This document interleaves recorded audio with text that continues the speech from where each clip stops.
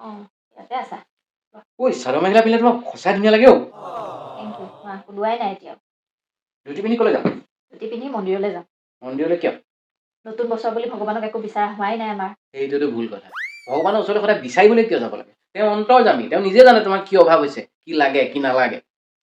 তুমি এতিয়া মোক যদি সদায় আমাক শাৰী এখন লাগিছিলে, চাদৰ এখন লাগিছিলে, কাপোৰ এযোৰ লাগিছিলে, গহনা লাগিছিলে, চেণ্ডেল লাগিছিলে, এনেকৈ থাকা মোৰতো খং উঠিব, এজনী কেলে বিয়া পাতিলে জানি এনি টাইম খালি বিচাৰি থাকে। নিবিচাৰাকে যেতিয়া মই তোমাক দিম সেইটো গিফ্ট হ'ব নহয়। সেইকাৰণে ঈশ্বৰকো সদায় বিচাৰিবলৈ যাব নালাগে, এনেই যাব লাগে ঈশ্বৰক, আমি ভাল পাওঁ, হয়নে নহয়? এতিয়া তুমি তোমাৰ জীৱনত মোক নিবিচাৰাকে পালা, তোমাৰ জীৱন ধন্য, হয়নে? ঈশ্বৰে দিছে, তুমি নিবিচাৰাকে পালা, তোমাৰ জীৱন ধন্য। মই তোমাক বিচাৰি পেলাই পালো, মোৰ জীৱন শূন্য। বিপদবোৰ শূন্য, অভাৱ অনাটন এইবিলাক শূন্য হৈ গ'ল আৰু বাকীটো মোৰ জীৱন ধন্যই ধন্য তুমি অহাৰ পিছত, হয় নাই? কোন মন্দিৰলৈ যাম এতিয়া আমি? পাহৰিলা তাৰমানে তুমি? পাহৰিলা মানে?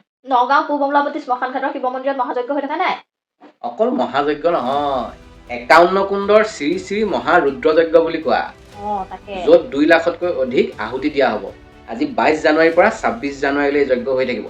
গতিকে সোনকালে যাব লাগে, মইহে দেৰি কৰি আছো। তুমি কলপাত কাটাকে মই তামোল পাণ এযোৰ লাগিব। চব লাগিব।